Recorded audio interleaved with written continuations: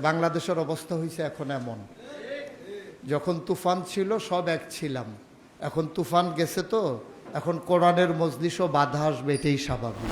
তো একটা বুড়া মানুষ একটা গালি দিলে দিছে আর কি, যেহেতু বুড়ায় দিছে আকাবেরে দিছে, এটা পবিত্র গালি দিলে দিছে। মসজিদের সভাপতি, সেক্রেটারি, মহল্লার বড় ভাইদেরকে রাজ্জাক মনে করবেন না, আপনার রাজ্জাক আল্লাহ। ক্ষমতা কিন্তু পাই নাই, সুযোগ পেয়েছি কাজ করার। এখনই যদি আমাদের ভিতরে দ্বন্দ্ব শুরু হয়ে যায়, সুতরাং ওলামায়ে কেরামদের এই ভয় করার কোনো প্রয়োজন নেই যে দাওয়াতের কাজে যখন কথা বলি কেউ না কেউ তো আমাদের বিরুদ্ধে কথা বলবে। আজ সময় এসেছে সাজাতে হবে এই দিনের বাগান, শুধু হেলায় খেলায় যেন কেটে না যায় সম্ভাবনার ক্ষণ। বাড়িতে যখন তুফান আসে তখন কিন্তু সব এক হয়ে যায়, ছেলে মেয়ে সন্তান কাজের লোকটা সহ। যখন খুব জুড়ে তুফান আসে আর নড়ে ভরে ঘর, তখন সবাই মিলে একসাথে আল্লাহ আল্লাহ করতে থাকে, কেউ আজান দেয়, কেউ পালায় ধইরা খুঁটিতে ধইরা বসে থাকে। কিন্তু যখন তুফান শেষ হয়ে যায় তখন কিন্তু আবার নিজেদের ভিতরে ঝগড়া তৈরি হয়ে যায়। আমি ধইরা না রাখলে ঘর অনেক আগেই উড়া যেত, শুধু আমার ধরার কারণে ঘরটা রয়েছে। বাংলাদেশের অবস্থা হয়েছে এখন এমন, যখন তুফান ছিল সব এক ছিলাম, এখন তুফান গেছে তো এখন কোরআনের মজলিসও বাধা আসবে, এটাই স্বাভাবিক। কারণ এখন তো সবাই ক্রেডিট নিতে ব্যস্ত। এজন্যে বিনয়ের সাথে আমার মিনতি আপনাদের কাছে, একেবারে বিনয়ের সাথে আমি আমাকে বলছি, আল্লাহ সাক্ষী, আমি আমাকে বলছি, আমি উপলব্ধি করতেছি। আর যেহেতু আমরা মাঠে ময়দানে কথা বলি, আমি নিজে উপলব্ধি করতেছি, এই উপলব্ধির কথাটা আপনাদেরকে বলতেছি। এবং আমি মনে করি এটা আমারও সংশোধনের প্রয়োজন।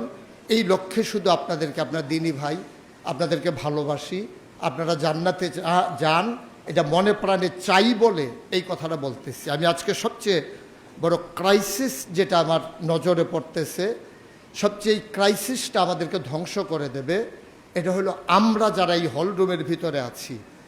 দিন কায়েমের জন্য আমরা কথা বলবো বাইরে, আর হলরুমে যখন একত্রিত হবে তখন আত্মসমালোচনা করব, নিজেদেরকে পর্যালোচনা করব, নিজের দোষগুলো ধরে এগুলা সংশোধন করার চেষ্টা করব।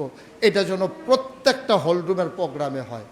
এখন তো জাগিয়ে দেওয়ার কিছু নাই, জাগাবো তো আমরাই। তো আমরা নিজেরা যদি নিজেদেরকে জাগাই তো জাগাবো কারে? আমরা জাগাবো। আর জাগানোর জন্য আমাদের কি সমস্যা, কি ক্রাইসিস পিরিয়ড আমরা ওভারকাম করছি এবং কোনগুলো সমস্যা আমরা ফেস করছি, এইগুলা নিয়ে আর পর্যালোচনা হওয়া দরকার। আমার দৃষ্টিতে আমরা সবচেয়ে বেশি ফেস করছি এখন যে আমরা নিজেদেরকে নিজেরা, আমি মনে করি যে আমি যদি এখানে না থাকি তাইলে হয়তো প্রোগ্রাম হবে না। আপনি হয়তো মনে করেন আমি না গেলে তাইলে প্রোগ্রামটাই বোধহয় শেষ হয়ে যাবে। বিষয়টা এখানে নয়, বিষয়টা আত্মোপলব্ধির বিষয়। আমি যখন মুশতাক ফয়েজি থাকবো না তখনও মজলিস থাকবে। আল্লামা দেলোয়ার হোসেন সাইদি মরহুম মকফুর তিনি নাই, কিন্তু এর মানে ওয়াজের ময়দান খালি হয়ে যায় নাই। ওয়াজের ময়দান কিন্তু আরও অনেক বক্তা বেড়ে গেছে। উনি থাকার সময় বোঝা যায় নাই যে কত বক্তা আমাদের আছে, কিন্তু উনি যখন কারাবন্দী হয়ে গেলেন তখন দেখা গেল ওনার মতো টুপি, ওনার মতো সুর, ওনার মতো কথার স্টাইল, ওনার মতো হুমকি, এই ওনার মতো ধমকি দেওয়ার মতো অনেক লোক তৈরি হয়ে গেছে। কিন্তু সাইদি সাহেবের মুখে যেই ধমকি মানায় আমার মুখে যে মানায় না, এটা আমরা ভুলে গেছিলাম। এটা হচ্ছে মূল সমস্যা আমাদের। এই সমস্যা থেকে যদি আমরা উঠে আসতে না পারি তাহলে কিন্তু আমরা ডেস্ট্রয় হয়ে যাব, আমরা ধ্বংস হয়ে যাব। মাত্র আমরা একটা সুযোগ পেয়েছি কাজ করার, ক্ষমতা কিন্তু পাই নাই, সুযোগ পেয়েছি কাজ করার। এখনই যদি আমাদের ভিতরে দ্বন্দ্ব শুরু হয়ে যায় তাইলে আপনি যখন ক্ষমতা পাবেন, স্বার্থ যখন ভাগাভাগি শুরু হবে তখন আপনি কি করবেন আপনি কি ভাবতে পারতেছেন? প্রকাশ্য দ্বন্দ্ব ভালো, গুমুট দ্বন্দ্ব খারাপ। ভিতরে ভিতরে দ্বন্দ্ব লালন করা খুব খারাপ। প্রকাশ্য দ্বন্দ্ব ভালো, ডাক দিয়া বলে দেওয়া যায় ভাই আপনার এই কাজটা সুন্দর হচ্ছে না, কিন্তু আপনি প্রকাশ্যে ভাব দেখাচ্ছেন খুব আন্তরিক, কিন্তু অন্তরে আপনি আন্তরিকতা পোষণ করেন না, এই দ্বন্দ্বের কোনো সমাধানও করা যায় না। এটা হলো ফুলে ফেপে একদিন এক বিশাল আপনার অগ্নিকুণ্ডে, এবং যেভাবে আগ্নেয়গিরি লাভা ছড়ায়, একদিন লাভা ছড়াতে শুরু করে, যার থেকে পুরো জড়পথ ওই লাভার আগুনে পুড়ে ছারখার হয়ে যায়। আজকে আপনারা উপলব্ধি করেন, দয়া করে বিনতি আমার, অনুরোধ আমার, ভিতরে ভেতরে আমরা যে জিনিসটা ধ্বংস করে দেওয়া দরকার, এটা হচ্ছে আমাদের কুপ্রবৃত্তিগুলোকে দমন করে সুকুমার বৃত্তিকে আমাদের লালন করা খুব বেশি প্রয়োজন। আপনি যদি মনে করেন যে মোল্লা নাজিম ভাইয়ের একটা আচরণে আপনি অসন্তুষ্ট, আপনার জন্য দরজা খোলা আছে, তো আপনি আসেন, মোল্লা নাজিম ভাইকে বলেন, ভাই আমি আপনার ঘরে চা খাবো, আপনি এটা বলে ওনার সাথে কথাটা বলেন, শেষ। আমি যদি মোল্লা নাজিমের কোনো কাজ অপছন্দ করি, আমার তো দায়িত্ব বলে বলে বেড়ানো না, আমার তো দায়িত্ব ফেসবুকে স্ট্যাটাস দেও না, আমার দায়িত্ব, আমি যদি প্রকৃত অর্থেই ওনাকে আমার ভাই মনে করি, আমি যদি প্রকৃত অর্থেই ওনাকে ভালোবাসি, আমার দায়িত্বটার সাথে সাথে আমি ফোন দিয়ে বললাম, নাজিম ভাই আপনার এখানে চা খাবো, চা খাইতে খাইতে আমি এই কথাটা বলে ফেলবো, ভাই আপনার এই কাজটা আমার মোটেও পছন্দ হয় নাই, ব্যাখ্যা দেন, নাইলে শুধরান। যথেষ্ট। হয় উনি ব্যাখ্যা দেবে, নাইলে উনি শুধরাবে, দুইটার বাইরে তো কোনো রাস্তা নাই। কিন্তু আপনি যে এই কথাটা দোকানে বসে বসে বলতেছেন, ফেসবুকে স্ট্যাটাস দিচ্ছেন, আপনি যে খোঁচা মেরে কথা বলতেছেন, এই রূপ থেকে আপনাকে কে বাঁচাবে? না মোল্লা নাজিমের উপকার করলেন, না নিজের উপকার করলেন, ওনাকেও শেষ করে দিলেন, আপনিও শেষ হয়ে গেলেন, এই জাতীয় শেষ হয়ে গেল। বিচার তো আমি করব না, বিচার আব্দুল কাইয়ুম মজুমদার করবে না, বিচার ডক্টর হেফজুর রহমান করবে না, আমার আপনার যিনি বিচার করবেন তিনি তো মহান রব্বুল আলামিন। আপনি অন্তরে কি লালন করেন, আপনি দুনিয়ার মানুষকে ফাঁকি দিতে পারেন। আমাদের দলটা তো অন্য আওয়ামী লীগের মতো দল না, বিএনপির মতো দল না। আমরা যে আদর্শ লালন করি, এখানে তো হিংসা থাকার কথা না।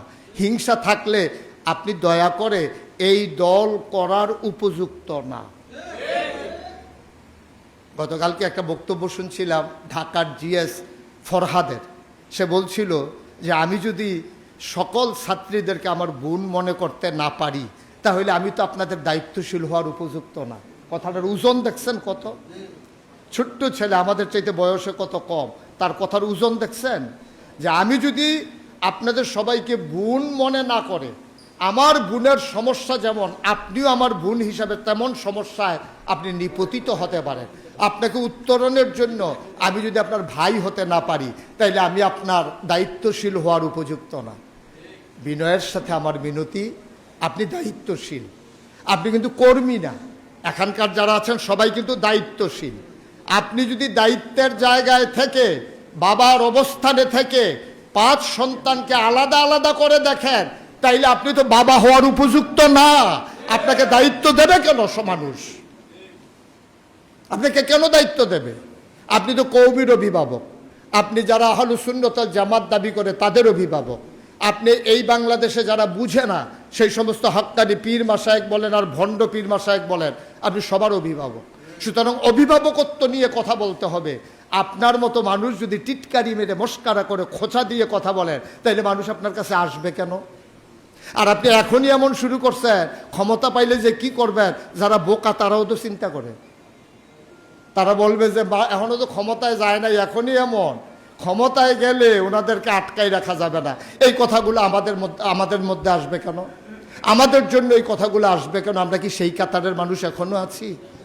আসুন নিজের হৃদয়কে একটু উপলব্ধি করি, একটু জবাবদিহিতার আওতায় নিজেকে নিয়ে আসি, নিজেকে একটু জবাবদিহিতার আওতায় নিয়ে আসি। আমার প্রতিটি কথা লেখা হয়ে যাচ্ছে, আমাকে কিন্তু এই কথাগুলোর জন্য হিসাব দিতে হবে আল্লাহর কাছে।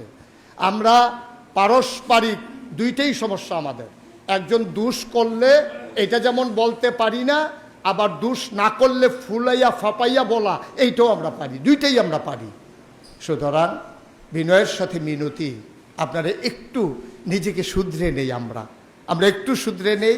তাকওয়া হা হুনা, তাকওয়া হা হুনা, তাকওয়া কিন্তু এই জায়গায়, এটা দেখানো যায় না।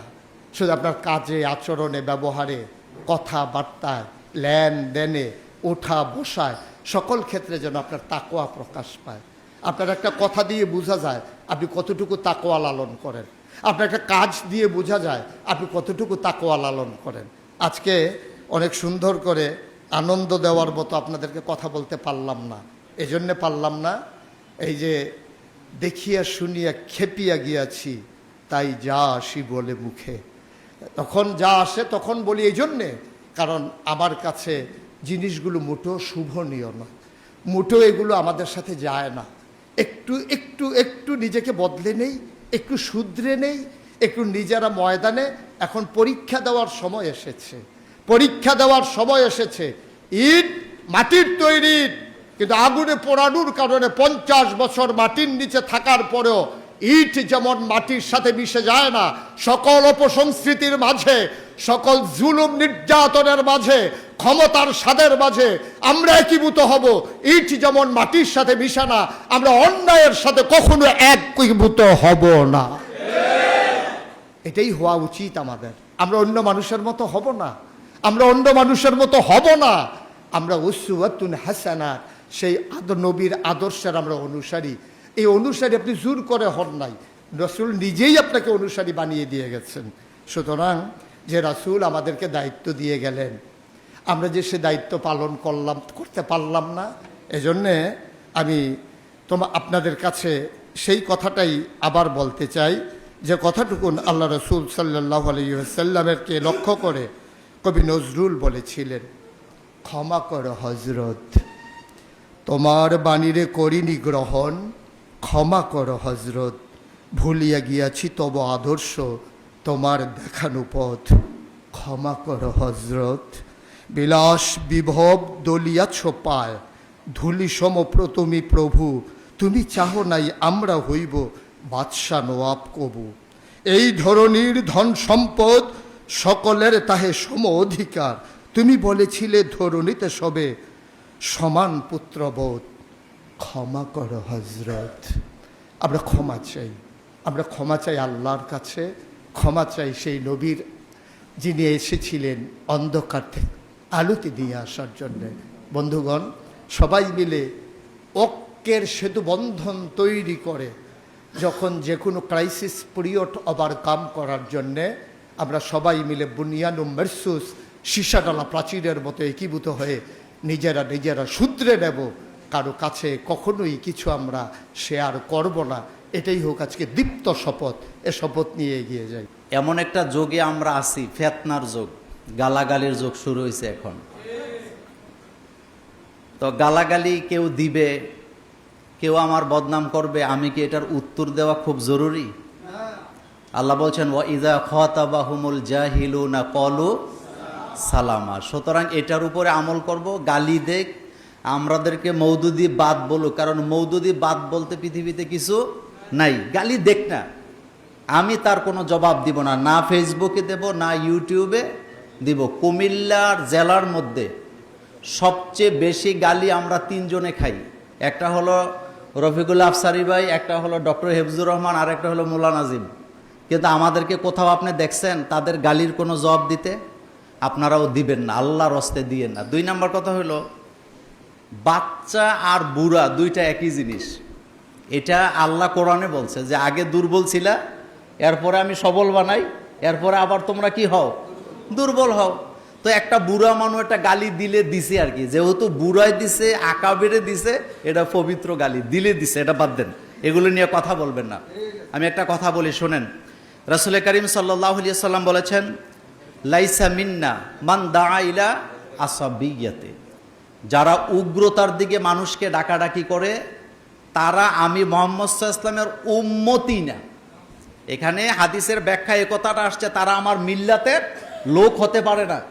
সুতরাং কোনো গালাগালি উগ্রতার দিকে আমরা ডাকবো না, আমরা আমাদের কাজটা করে যাব। 3 নম্বর কথা হচ্ছে, আমাদের বক্তব্যের মধ্যে যেন শালীনতা থাকে, ভদ্রতা। কুলা লাহু কাউলান লাইয়িনা। মুসা আলাইহিস সালামকে আল্লাহ যে শিক্ষাটা দিছে, আমরা সেই শিক্ষা নিয়ে কি ময়দানে কথা বলবো। গতকালকে আমার মাহফিল ছিল চান্দিনা, তো বিএনপির এক নেতা এসে আমার কানে কানে বলতেছে, অনেকে তো বলছিল আপনি আজকে রাজনীতির ওয়াজ করবেন, কিন্তু আমি তো রাজনীতির কিছু পাইলাম না। কিন্তু আমি কিন্তু দিন কায়েমের কথা দিয়েই শুরু করছি, আমাদের ইসরাফিল ভাই আমার সাথে ছিলেন। তো কথাটা হচ্ছে, আমি আমার কথাটা বলবো সফট ভাষায়, নম্র ভাষায় বলার জন্য চেষ্টা করব। আরেকটা অনুরোধ করি, যারা ময়দানে কথা বলেন, আপনার সামনে কয়জন লোক আছে? আপনি মাগরিবের পরে ওয়াজ করেন না, আপনি আসরের পরে করেন, এই কথাগুলো তাকওয়ার খেলাফ। ময়দানে কে আছে এটা আপনি দেখবেন না, একজন শ্রোতাও যদি থাকে আপনি আপনার বক্তব্যটা আপনার মতো করে দিয়ে যাবেন, তাইলে আপনাকে আল্লাহ বরাকাত দিবেন। আরেকটি বিষয় হচ্ছে, আপনার বক্তব্যের শুরুতে অথবা পরে এই 1 ঘন্টার ওয়াজের মধ্যে অবশ্যই অন্তত 10 মিনিট প্রতিদিন দিন কায়েমের কথাটা যেন থাকে। এটা হয় ভূমিকায় বলবেন, নতুবা সর্বশেষ বলবেন, কমপক্ষে 10 মিনিট। 1 ঘন্টা আলোচনা করলে আপনি 10 মিনিট দিন কায়েমের কথা বলবেন। আরেকটি কথা হচ্ছে, আমরা যখন রাসূলুল্লাহ সাল্লাল্লাহু আলাইহি ওয়াসাল্লাম এবং তার পরিবারকে নিয়ে কথা বলবো, অবশ্যই আমাদের জবান যেন লাগাম দিয়ে কথা বলি। আমরা যেন লাগামহীন কথা না বলি, বেপরোয়া শব্দচয়ন যেন রাসূল সাল্লাল্লাহু আলাইহি ওয়াসাল্লাম এবং তার পরিবারের ব্যাপারে আমাদের মুখ দিয়ে না আসে, এই ব্যাপারে সতর্ক থাকতে হবে। সাহাবায়ে কেরামের বিপ্লবী জীবন যেন আমরা মানুষের মধ্যে তুলে ধরতে পারি। আরেকটি কথা হচ্ছে, কাউমি আলিয়া নিয়ে দ্বন্দ্ব, এই বিষয়টি নিয়ে কখনো আমরা কথা বলবো না। আমাদের রাহবার আমিরে জামাত বলেছিলেন গত কয়েকদিন আগে, আমাদেরকে বলেছেন যে আপনি যে ময়দানে একটা বক্তৃতা দিতেছেন, আপনার একটা শব্দের কারণে, একটা লেখার কারণে হতে পারে আমাদের ঐক্যটা কি হবে, নষ্ট হয়ে যাবে। সুতরাং এই ঐক্য যদি আপনার কারণে, আপনার বক্তব্যের কারণে নষ্ট হয়, আপনি আল্লাহর কাছে দায়ী থাকবেন। সুতরাং আমাদেরকে নিয়ে যে যা বলার বলুক, ঐক্য নষ্ট হয়, এটা এমন কাজ আমরা করব না, এমন বক্তব্য আমরা দেব না। এবং বাংলাদেশ জামাত ইসলামী, বাংলাদেশ মাজলিসুল মুফাসসিরিন সহ আমাদের সকল সংগঠন থেকে প্রত্যেক পীরদেরকে, প্রত্যেক আলেম ওলামাকে, কওমীদেরকে, আলিয়াদেরকে একসাথে করার জন্য আমরা চেষ্টা করে যাব ততদিন বাংলাদেশে দিন কায়েম হবে না যতদিন।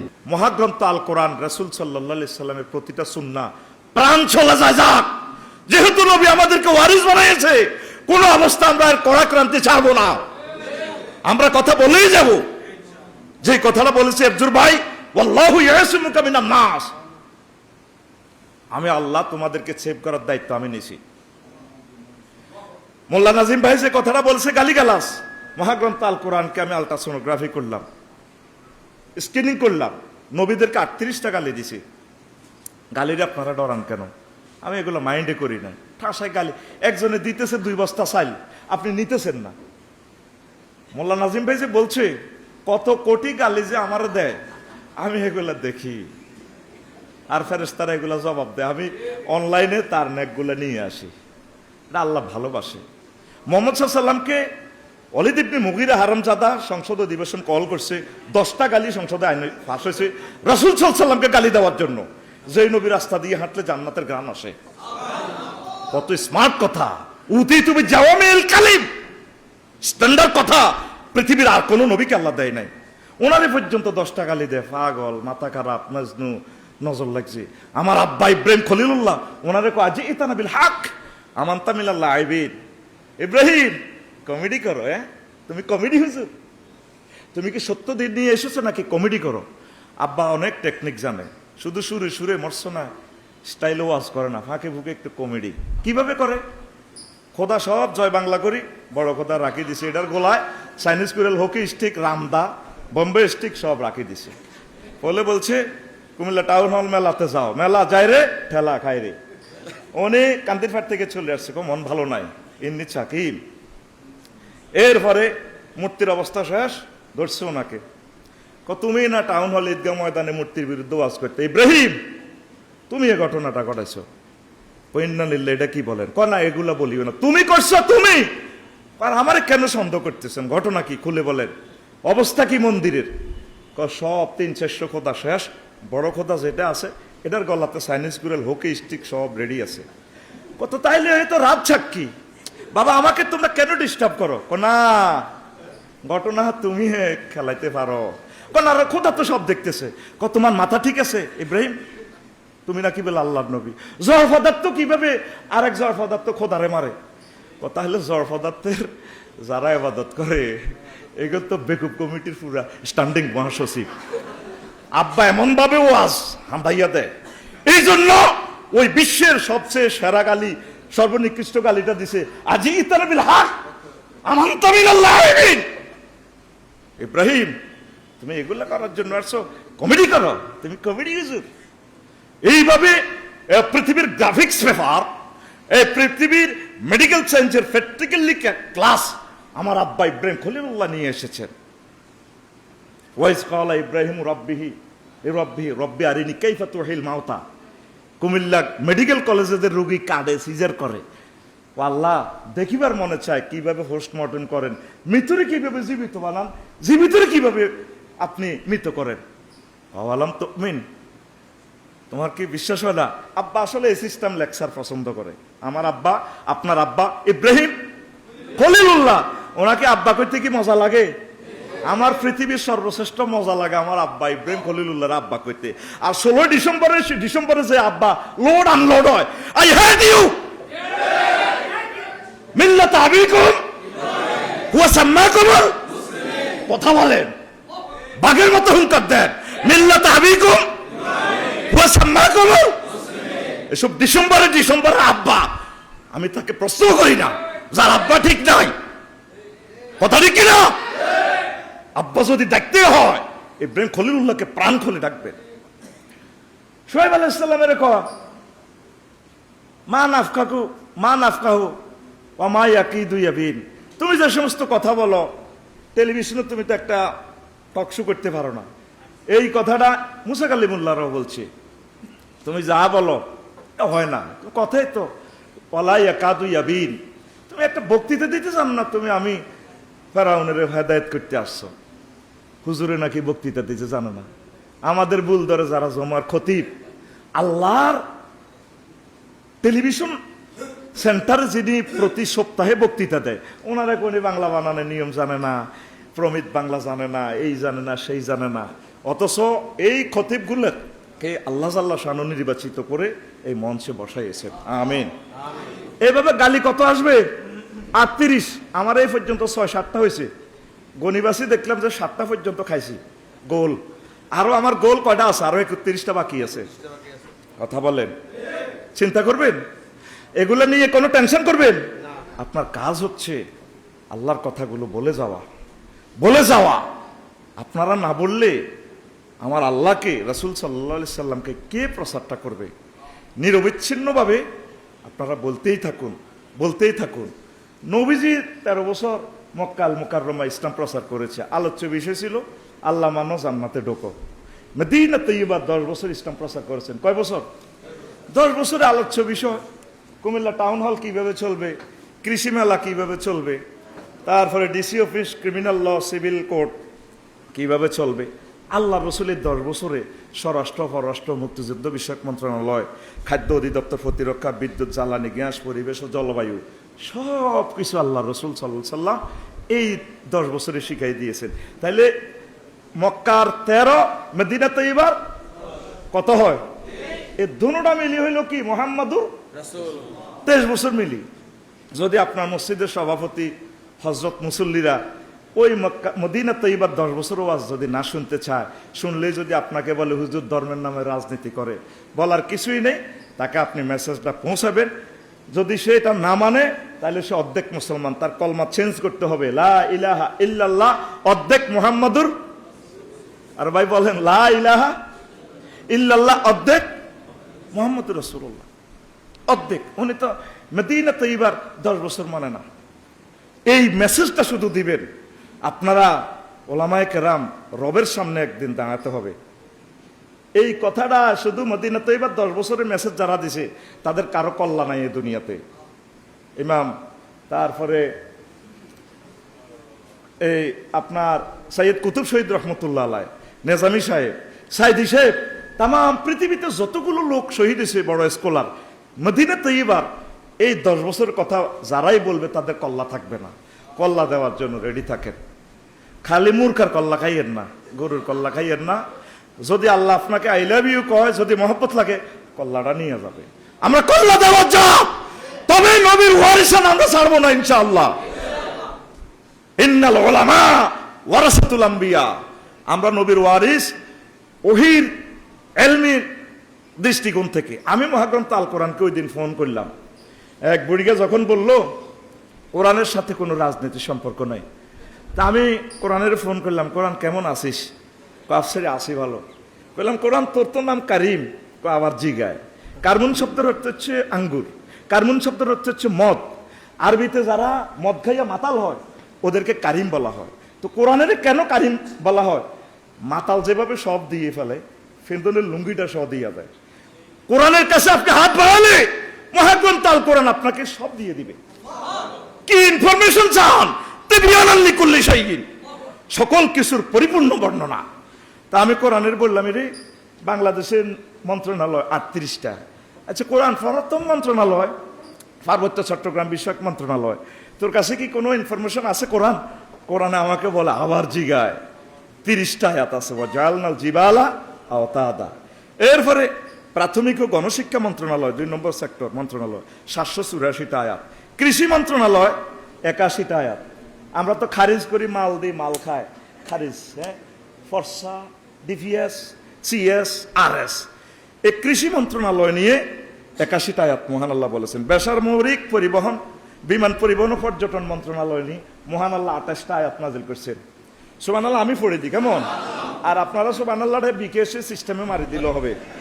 জানি তো নামাজের সময় হয়ে যাচ্ছে, কে কাকে জাগাবে ঘুম থেকে? ভাই শোনা যায় কিনা? মা ইউমসিকুহুন্না ইল্লার রহমান। পাখির ডানা আর কেউ ধরে রাখে না, পৃথিবীর কোন স্পাক অ্যাডমিনিস্ট্রেশন নয়। বিমানের ডানা আর কেউ ধরে রাখে না, আমি আল্লাহ ধরে রাখি। 28টা আয়াত আমার খুতবাতে খুলে দেখবেন, জুমার খুতবাতে ফরতে ফরতে আমি লিখে দিয়েছি। শিক্ষা মন্ত্রণালয় নিয়ে 782টি আয়াত, প্রতিরক্ষা নিয়ে 11টি আয়াত, খাদ্য অধিদপ্তর নিয়ে, খাদ্য মন্ত্রণালয় নিয়ে 132টি আয়াত, সংস্কৃতি বিষয়ক মন্ত্রণালয় নিয়ে 43টা আয়াত, সড়ক পরিবহন ও সেতু মন্ত্রণালয় নিয়ে মহান আল্লাহ 13টি আয়াত নাযিল করেছেন। প্রিয় বন্ধুরা, বাণিজ্য মন্ত্রণালয় নিয়ে 42টি আয়াতে আল্লাহ কথা বলেছেন। বিদ্যুৎ, জ্বালানি ও খনিজ সম্পদ মন্ত্রণালয় নিয়ে 197টি আয়াত আল্লাহ কথা বলেছেন। আল্লাহু আকবার। পরিবেশ, বন ও জলবায়ু পরিবর্তন নিয়ে 31টা আয়াতে আল্লাহ কথা বলেছেন মহাগ্রন্থ আল কোরআনে। জনপ্রশাসন মন্ত্রণালয় নিয়ে 131টা আয়াত। আর ওই ভদ্রলোকে সাইদ সাহেবের বিরুদ্ধে টক শো করে, টক শু। মৎস্য প্রাণী সম্পদ নিয়ে মহাগ্রন্থ আল কোরআন 32টা আয়াত নাজিল করেছেন। কথা সেভ হচ্ছে টেলিভিশনে, কোথায় থেকে আমার পালানোর কোনো সুযোগ। আপনাদের কাছে নতুন ইনফরমেশন আর কি, আফসারি ভাই কি ঠিক আছে না অন্য গ্রহ থেকে আসছে? 38টা মন্ত্রণালয় কিভাবে ফাট টু ফাট আল্লাহ কথা বলছে, আফসারি ভাই কি ঠিক আছে নি কোথায় থেকে বলে? কথা সেভ হচ্ছে। গুগল শরীফকে প্রশ্ন করবেন, ইউটিউব শরীফকে প্রশ্ন করবেন, সেখানে জবাব না পাইলে আমাকে ফোন দিবেন। হোয়াটসঅ্যাপ নম্বর সার্বক্ষণিক খোলা। অনুষ্ঠান একযোগে প্রচারিত হচ্ছে মহানগর, কুমিল্লা মহানগর থেকে। আর মাত্র অল্প কয়েক মিনিট। রেডি তো ভাই? রেডি? এরপর আসুন, অর্থ মন্ত্রণালয় নিয়ে আল্লাহ কথা বলেছেন 46টা আয়াত। স্বাস্থ্য ও পরিবার কল্যাণ নিয়ে 26টা আয়াত আল্লাহ কথা বলেছেন। জাস্তাতাম ফিল ইলমি ওয়াল জিসমি। আল্লাহু আকবার। ওয়া ইয়াশফিনি। আল্লাহু আকবার। কথা বলার তো সুযোগ নেই, নতুবা আয়াতগুলো হিন্টস দিতাম। স্বরাষ্ট্র মন্ত্রণালয় নিয়ে 258টা আয়াত আল্লাহ কথা বলেছেন। আর আমাদের স্বরাষ্ট্র হলো কেমনে হাফজুর ভাইকে সাইজ করা। আফসারি একটু গবেষণা করে আগাইছে তো, তারা কেমন বম্বে স্টিক দেওয়া যায়, জঙ্গি নাটক সাজাও, সাইজ করা, এটার নামে স্বরাষ্ট্র মন্ত্রণালয়। আল্লাহ এগুলো পছন্দ করে না। 258টা আয়াতে আল্লাহ কিভাবে স্বরাষ্ট্র মন্ত্রণালয়কে ডেলে সেজে সাজাতে হবে রব্বুল ইজ্জত কথা বলেছেন। গৃহায়ন ও গণপূর্ত মন্ত্রণালয় 148টা আয়াত। ঘরের দরজা নিয়ে কথা বলছে আল্লাহ, ঘর নিয়ে কথা বলছে, ঘরের ফ্যাশন দিক দিয়ে সেখানে 16টা শানে নজুল আছে ওই আয়াতে। ঘরের ফ্যাশন দিক দিয়ে তো তারা ঢোকে আইয়মে জাহিলিয়াতে। আর আমাদের গণপূর্ত মন্ত্রণালয় হলো কি, বাড়ির একটা প্ল্যান পাস করাতে টাকা 5 লাখ চাঁদা খাইয়া বালু দেয় একজনে, টায়ার্স দেয় একজনে, বিদ্যুতের তার দেয় একজনে, ইট দেয় আরেকজনে, ফাতর দেয় আরেকজনে। এইভাবে শুধু বেচা কিনা চলতেছে। মহান রব্বুল ইজ্জত যে গৃহায়ন ও গণপূর্ত মন্ত্রণালয় নিয়ে 148টা আয়াতের ওয়াজ করেছে। আপনারা ওলামায়ে কেরাম এই মেসেজগুলা আপনার সম্মানিত ইঞ্জিনিয়ার সাহেবকে, গণপূর্ত মিনিস্টারকে আপনি দিলেন না। রবের স্বপ্নে আপনাকে আদালতে দাঁড়াতে হবে। শিল্প মন্ত্রণালয় নিয়ে 16টা, তারপরে তথ্য সম্প্রসারণ নিয়ে 68টা। তার একদিন আমি শুনিয়ে দিব এই 38টা মন্ত্রণালয় নিয়ে মহান আল্লাহ কি কি বলেছেন। প্রিয় বন্ধুরা, তা আপনারা আল্লাহর জন্য কাজ করেন। নবীগণ রাসূল সাল্লাল্লাহু আলাইহি ওয়াসাল্লাম ঐক্যবদ্ধ সমাজ গঠনে 40টা ভূমিকা রেখেছেন। আমার দৃষ্টিতে আরো বেশি হতে পারে, তা আপনি গবেষণা করবেন। আমাদের ওলামাদের 21টা কাজ আছে। এই নির্বাচনে জিততে হলে 21টা কাজ করতে হবে। আমরা শুধু প্রতিষ্ঠান দিতেছি, শিল্প কলকারখানা দিই না। আমরা পাবলিকের পকেটের দিকে মোতাবাজ্জা। আমি আমার কলবের দিকে মোতাবাজ্জা আছি। আমার কলব হজরত ড্যাশ ড্যাশ, আর আমাদের আলেমদের কলব মোতাবাজ্জা হইল হজরত ভক্তদের দিকে। আল্লাহর রাস্তায় কিছু অর্থনৈতিক কাজ করেন। প্রত্যেক সাহাবাই কেন অর্থনৈতিক কাজ করছে। অর্থনৈতিক কাজ না করলে ভোট আপনার বাক্সে আসবে না, ওই চাঁদাবাজদের সেখানে চলে যাবে। কথা ক্লিয়ার কিনা? প্রত্যেকে ইমামতির পাশাপাশি স্বাবলম্বী হন, ট্যাক্স দেন, আয়কর রিটার্ন চালু করেন। দেশকে কিছু দিলে দেশ থেকে আপনি পাবেন, আর দেশের এই টানে আল্লাহ আপনাকে মসনদে পৌঁছায় দিবে। পড়ি আমরা আমিন। প্রিয় বন্ধুরা, আর একটা কথা বলি, শেষ করে দিচ্ছি।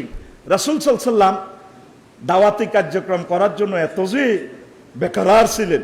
একদিন হিজরতের আগে যখন মায়ের শুরু হয়ে গেল, গণদোলাই দিচ্ছে বিশ্বনবীকে, আব্বাসের কয়, চাচা আমার তো 10টা চাচা যারা বাপ মিলি, আপনারা কুরাইশ বংশ 10টা, মালিলারা ইনদাকা ওয়া ইনদা আখিকা মানাতান, কেউ তো আমাকে সেভ করতে পারতেছেন না, আমার গণদোলাই দেয়। ফাহালান্তা মুকরিজিয়া ইলাইয়া ইলা সুক, আপনি কি আমার সাথে আজকে সন্ধ্যা যাবেন টাউন হলে, কুমিল্লা টাউন হলে, রাত্রে রাত্রে ওয়াজ করি, সাদওয়ানে টুলের তলে শুই যাবো, সিএনজি স্ট্যান্ডের নিচে কুমিল্লা যে রেল স্টেশন আছে, পার্কিং করা রেল ইঞ্জিনের তলে আমরা লুকাই থাকবো সুকুল্লাই।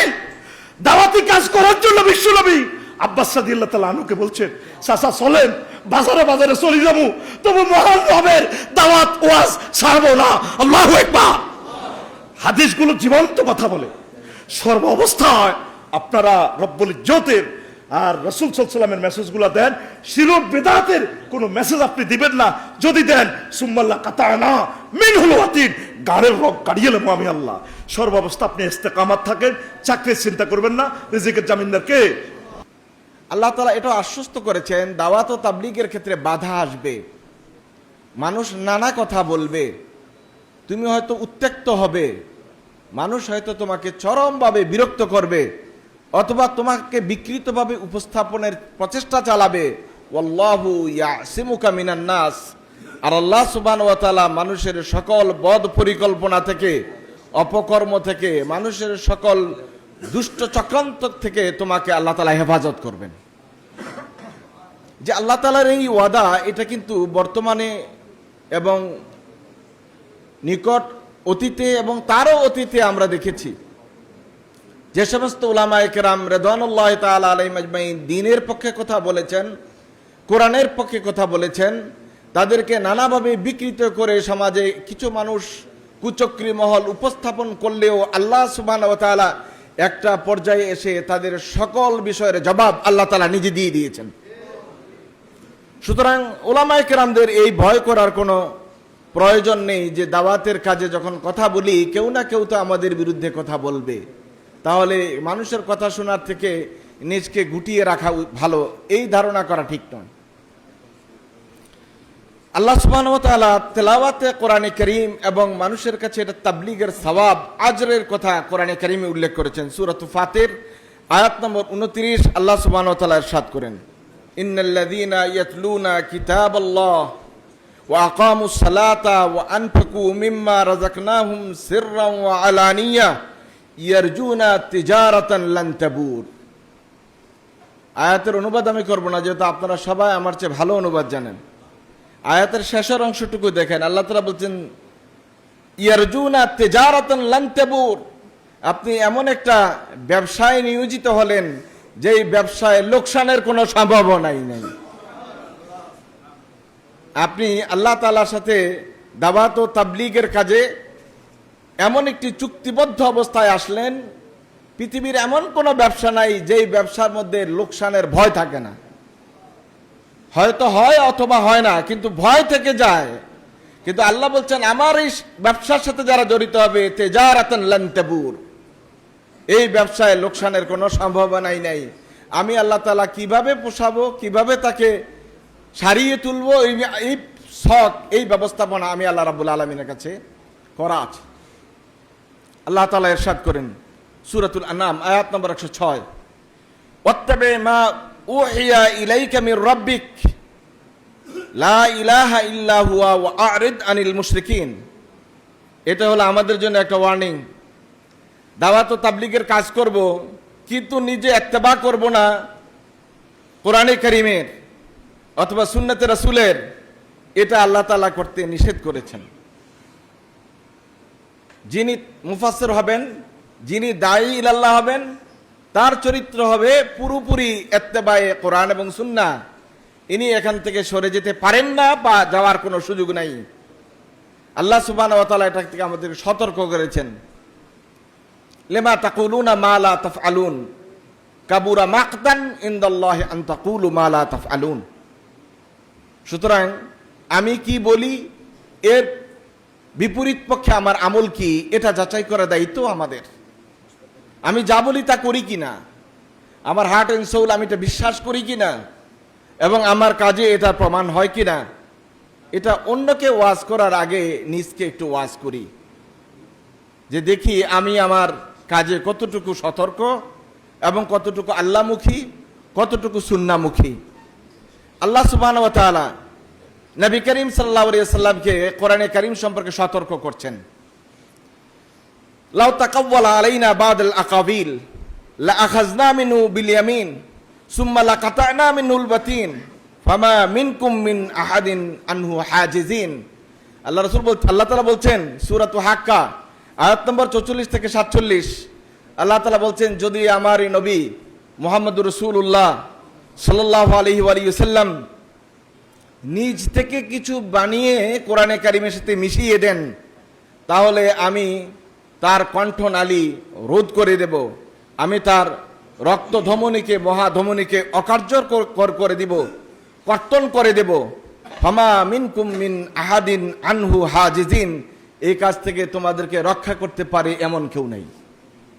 তাহলে মুফাসসিরিনে কেরামদের জন্য এটা একটা আল্লাহ তাআলার পক্ষ থেকে বড় ধরনের একটা ধমকি। আল্লাহ রাসূলকে ধমক দিচ্ছেন, আপনি কে? সেখানে বানিয়ে তাফসির করা, যেমন তেমনভাবে তাফসির করে দেওয়া, মানুষদেরকে খুশি করার জন্য কথা বলা, অথবা ময়দান নিজের পক্ষে নেওয়ার জন্য মিথ্যা তাফসির করা, এ সুযোগ কিন্তু আপনার নাই। নবী করিম সাল্লাল্লাহু আলাইহি ওয়াসাল্লামকে আল্লাহ সুবহানাহু ওয়া তাআলা একটু এদিক সেদিক করার সুযোগ দেন নাই। আল্লাহ তাবারক তাআলা এই আয়াতের শেষাংশে বলছেন, লা মুবাদদিলা লিকালিমাতিহি, আমার এই কালেমাকে, আমার এই বাণীকে, আমার এই আয়াতকে পরিবর্তন করার ক্ষমতা কারো নেই। এটাকে তাগাইয়ুর করা, তাবাদ্দুল করা, এটাকে এদিক সেদিক করে ব্যাখ্যা করার কোনো সুযোগ নেই। এজন্য মুফাসসিরিনে কেরামদের কাজ হলো অথেন্টিক তাফসির মানুষের সামনে উপস্থাপন করা, এলোপাতারি তাফসির নয়। পরে শুনে বুঝে সাহাবায়ে কেরাম রাদিয়াল্লাহু তাআলা আলাইহিম আজমাইনদের ম্যানুয়াল অনুযায়ী আপনি কথা বলবেন। আপনার কথা যেন এর ধারে কাছে থাকে, দূরে চলে না যায়। সব সময় এটা আপনাকে ব্যালেন্স মেনটেন করতে হবে। আল্লাহ সুবহানাহু ওয়া তাআলা কোরআনুল কারীম সম্পর্কে নিজেই বলছেন, তাম্মাত কালিমাতু রাব্বিকা সিদকান ওয়া আদলা। এখানে আল্লাহ তাআলা মোহর মেরে দিয়েছেন, আপনি এখানে সংযোজন বিয়োজন করার কেউ নেই। সহিহ হাদিসে এসেছে, রাসূলুল্লাহ সাল্লাল্লাহু আলাইহি ওয়াসাল্লাম বলছেন, কেউ একটি তাফসির করলো আর এই তাফসিরটি সে জানে না, কিন্তু সৌভাগ্যবশত এই তাফসিরটি সহিহ হয়ে গেল, সঠিক তাফসির হয়ে গেল। না জানার পরে যদি কেউ এরকম তাফসির করে, আল্লাহ রাসূল বলেন, ফালিয়াতাবাওয়া মাকআদাহু মিনান নার, সে যেন জাহান্নামে তার ঠিকানা করে নেয়, সঠিক হয়ে যাওয়ার পরেও, কারণ সে না জেনে তাফসির করেছে। আর এবার বলুন, যদি এই তাফসিরটি মিথ্যা হয় তাহলে এর পরিণতি কি? আল্লাহ রাসূল বলছেন ফালিয়াতাবাওয়া, কামরে গায়েবের সিগা, আপনারা সবাই অর্থ জানেন। এর অর্থ হলো নিজ দায়িত্বে কিছু করে নেওয়া। ফালিয়াতাবাওয়া মাকআদাহু মিনান নার মানে জাহান্নামে নিজ দায়িত্বে ঠিকানা তৈরি করে নেবে। এটা আল্লাহ তাআলা তৈরি করবেন না, আপনার দায়িত্বে আপনি জাহান্নামে কোন জায়গাটা আপনার জন্য ভালো ওটা আপনি ঠিক করে নেবেন। এত বড় যদি একটা ধমকি আল্লাহ রাসূল সাল্লাল্লাহু আলাইহি ওয়াসাল্লাম দেন, এত বড় একটা চাপ যদি উম্মতের উপর থাকে, তারপর উম্মত মিথ্যা তাফসির কিভাবে করে? তাহলে এটার একটা উল্টো দিক যেটা দাঁড়ায় সেটা হলো, আসলে ওনার অন্তরে আল্লাহর আযাব, আখিরাতের শাস্তি, জান্নাত জাহান্নাম সম্পর্কে ঈমানের ঘাটতি রয়েছে। উনি সেভাবে ভয় করছেন না যে আল্লাহ তাআলা আমাকে ধরবেন এবং আমার এই জবাবদিহিতা করতে হবে। আল্লাহ সুবহানাহু ওয়া তাআলা কোরআনে কারিমে আমাদেরকে বলেছেন, মা ইয়াকুনু লি আন উবাদদিলাহু মিন তিলকাই নাফসি। রাসূলুল্লাহ সাল্লাল্লাহু আলাইহি ওয়াসাল্লাম যখন কোরআনের আয়াত তেলাওয়াত করতে লাগলেন আর মানুষদেরকে বুঝাতে লাগলেন, তাবলীগ করতে লাগলেন, তখন মুশরিকরা বলতে লাগলো যে নবী মুহাম্মদ সাল্লাল্লাহু আলাইহি ওয়াসাল্লাম, আপনি একটা কাজ করেন, যে কোরআনটা আপনি নিয়ে আসতেছেন এটা খুব ভালো লাগতেছে না, একটু পাল্টায় টাল্টায় আনা যায় কিনা দেখেন। এটা কেমন কেমন যেন আমাদের সাথে খুব একটা মিলে না। আমাদের সমাজ, সংস্কৃতি, অবস্থা, প্রেক্ষিত এটার সাথে মিলেই একটা কোরআন নাজিল করা যায় কিনা দেখেন। আল্লাহ রাসূল সাল্লাল্লাহু আলাইহি ওয়াসাল্লামকে আল্লাহ তাআলা শিখিয়ে দিচ্ছেন, আপনি বলুন, ওমা ইয়াকুনু লি আন উবাদদিলাহু মিন তিলকাই নাফসি, আমার এমন কোনো ক্ষমতা নাই নিজে নিজে কোরআন পরিবর্তন করে দেব। বরং আমি কি, ইন আত্তাবিউ ইল্লা মা ইউহা ইলাইয়া, আমি শুধু অতটুকুই করি যতটুকু আমার জন্য আল্লাহ তাআলা করতে নির্দেশ দেন। এখানে কি আয়াতের মধ্যে কোনো অস্পষ্টতা আছে? বুঝতে সমস্যা হয়? তাইলে আর কি, আর ওয়াজ কে করবে? সব বড় ওয়াজ তো আল্লাহ করে রাখছেন। আমরা যারা মুফাসসির, আমরা যারা ওয়াইজ, আমাদেরকে আল্লাহ তাআলা আগেই ওয়াজ করে রেখেছেন, কারণ আমাদের এই বদভ্যাস তৈরি হবে আমরা বানায়া বানায়া ওয়াজ করে মাঠ গরম করবো, এটা তো আল্লাহ তাআলা ভালো জানেন, গায়েবের মালিক তো আল্লাহ তাআলা।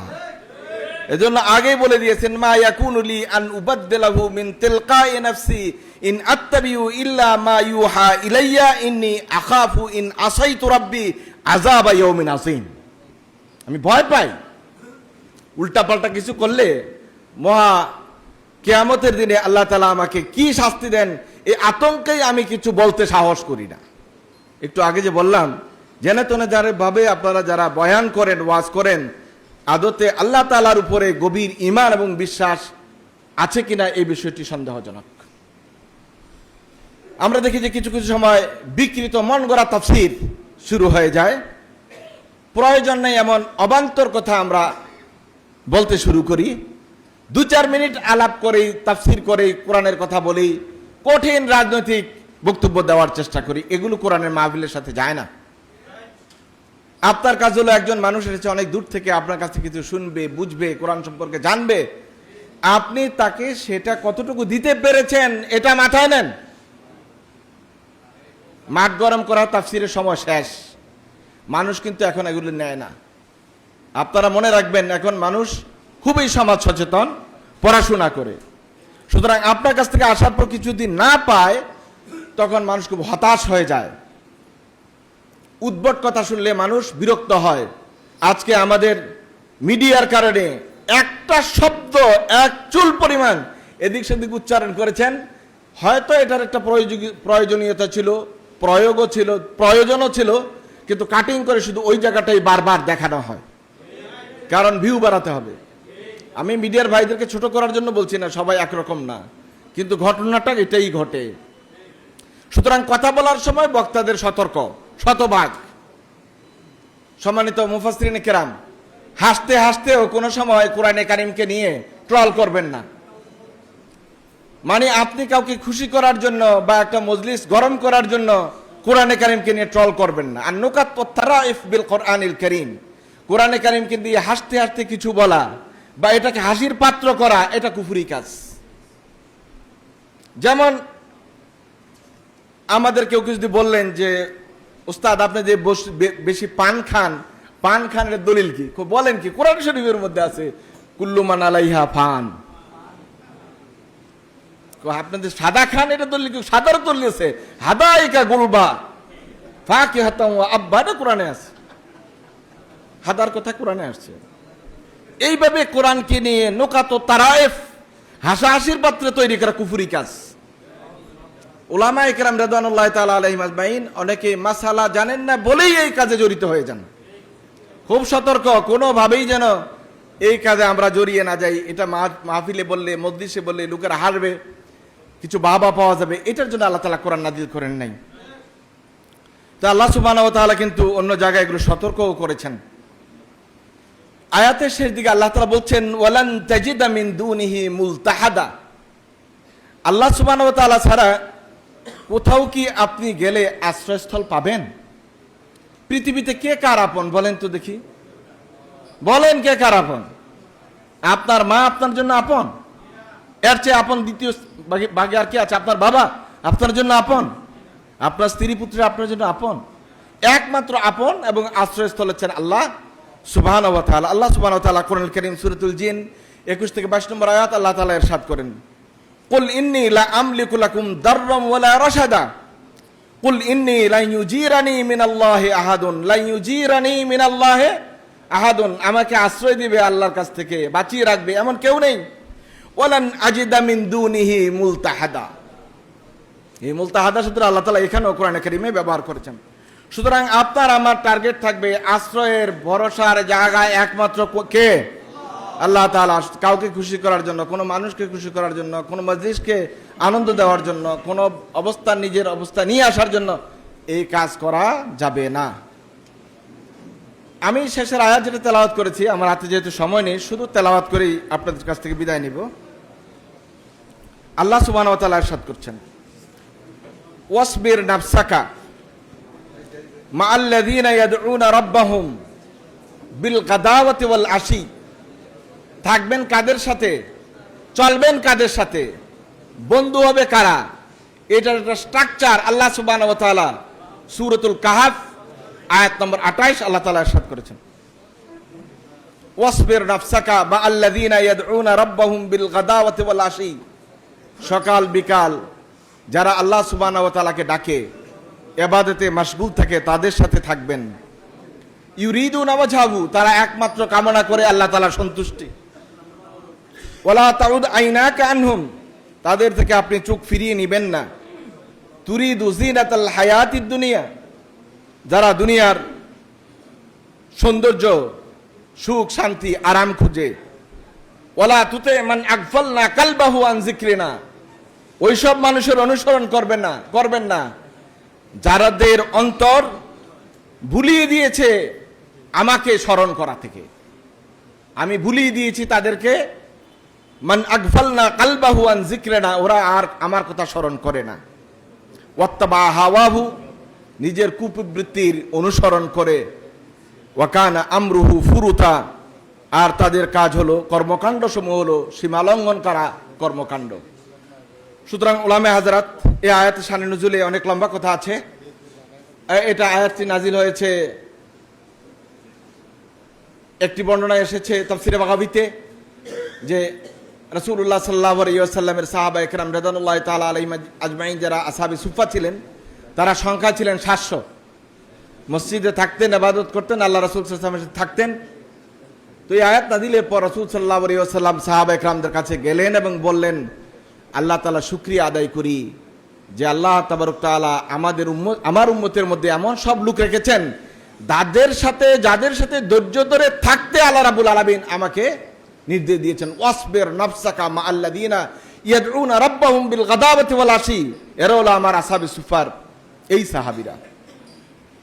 অন্য শানে নুজুলেও বর্ণনা করা হয়েছে, ওয়াইনা ইবনে হিসন আল ফিজারি রাদিয়াল্লাহু তাআলা ইসলাম গ্রহণ করার আগে আল্লাহ রাসূলের কাছে এসেছিলেন। এসে বললেন যে কেমনে আসবো আপনার দরবারে? আপনার দরবারে সালমানের মতো লোকেরা বসে থাকে, যাদের গায়ে পুরাতন কাপড়, গা থেকে গন্ধ আসে।